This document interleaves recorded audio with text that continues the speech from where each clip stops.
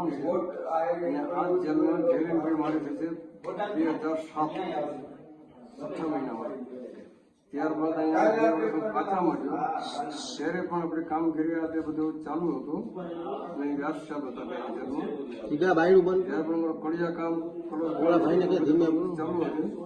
ત્યાર પછી 2009ની સાલમાં મને સજા આવી. ત્યારે અમદાવાદ ગયો.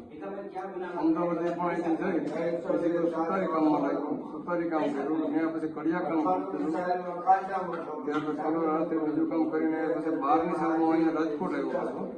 એટલે રાજકોટ આવ્યો ત્યારે વ્યાસ સાહેબ હતા એટલે મને અહીંયા જેલ પેટે મારી 12ની સાલ 3જા મહિનાની 21 તારીખે 3જી તારીખે 4થા મહિનાનો મારો 13 સાલ એટલે સીધું મને બહાર ગૌચરા મોકલી દીધો કડિયા કામ માટે. તો બહાર ગૌચરા મને ઘણો ટાઈમ કામ કર્યું કડિયા કામ ને એવું બધું. તે પછી રેગ્યુલર કડિયા કામ ચાલુ હતું. એમાં આઈસી મારું કામ ચાલુ હતું. વ્યાસ સાહેબે બપોરે આવીને મને કહ્યું કે ઉધરથી તારો ચહેરો બહાર કરી દીધો છે. મેં કીધું જન્મ જાતિનો ધંધો છે વાણંદ કામ. તો કે વાણંદ કામ મને લાગી જાય એટલે મેં શેરમાં 5-7 વર્ષ કામ કર્યું. અત્યારે કેવો આનંદ છે તમે અહીં આવીને પછી વાણંદ કામ ચાલુ રહ્યું. આપણે તમે ક્યાં આધારે તમારી સજા માફ કરવામાં આવી? 302 તમે બનાવો અને અહીંયા 2 વર્ષ ગયો કાચામાં. તે પછી અમદાવાદ ગયો. અમદાવાદથી પાછો આવ્યો એટલે અત્યાર સુધીમાં આપણી ચાલ પદ્ધત કામગીરી બહુ સારી અને સાહેબો રેકોર્ડ બહુ સારા. એટલે સાહેબોનો ખૂબ એટલો આભાર કે આપણા સારી રીતે અભિપ્રાય આપે. અભિપ્રાય ભરીને ગૃહ વિભાગમાં લખાણ મોકલ્યું. એનાથી અમને તાત્કાલિક જેલ મુક્તિ. અને હવે કેવો આનંદ છે તમને? બહાર જઈને પણ આપણે જે અમારો ધંધો છે જાતનો એ જ કામ આપણે ચાલુ રાખવાનું. કેવી ખુશી થાય તમને જે જેલ મુક્તિ થઈ તો? જેલ મુક્તિ તો અતિશય ખુશી હોય ને આપણો બીજો જન્મદિવસ કહેવાય નવો. ઓકે, બસ આ જ વસ્તુ.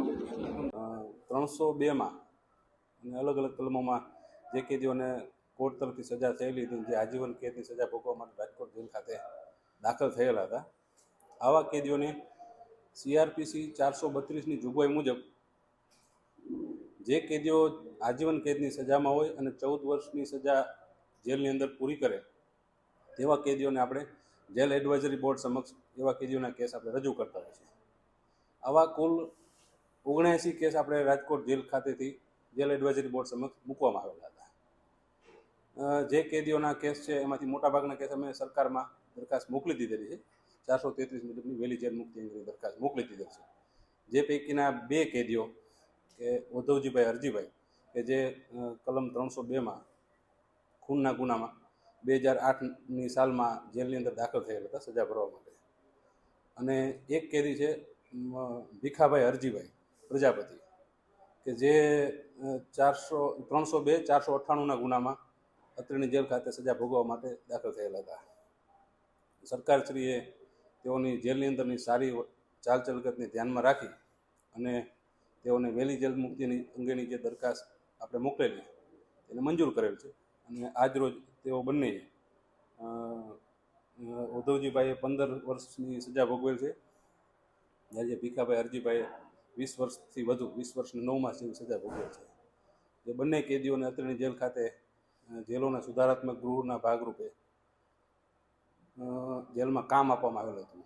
જે કામ તેઓએ સંતોષકારક રીતે કરેલ છે, જેમાં ઉદ્ધવજીભાઈ હરજીભાઈ જેલમાં હજામ ફેલનું કામ કરતા હતા. પોતે જાતિથી હજામ હતા.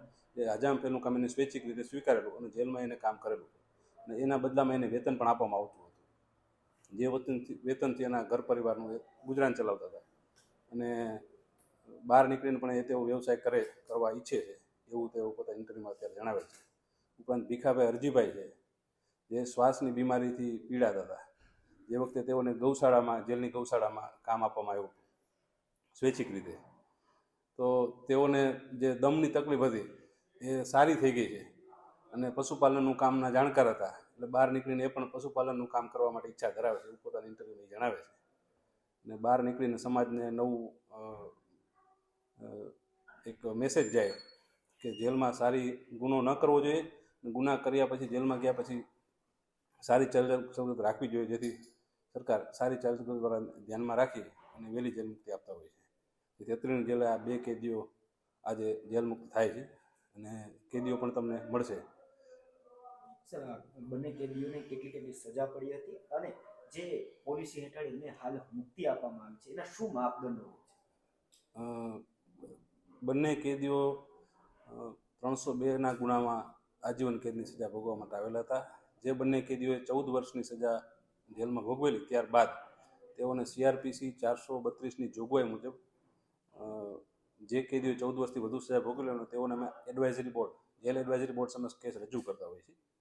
જેમાં જે જિલ્લામાં બનાવ બનેલો હોય તે જિલ્લાના પોલીસ અધિક્ષકશ્રીનો અભિપ્રાય, તે જિલ્લાના કલેક્ટરશ્રીનો અભિપ્રાય, સજા કરનારી સંબંધિત કોર્ટનો અભિપ્રાય તેમજ જેલોના અધિક્ષક જેલના અધિક્ષક અમારા SP હોય એવોનો અભિપ્રાય, આ બધી બાબતોને ધ્યાનમાં રાખીને કેસના અલગ અલગ માપદંડોને ધ્યાનમાં રાખી અને કમિટી સમક્ષ મૂકવામાં આવતો છે.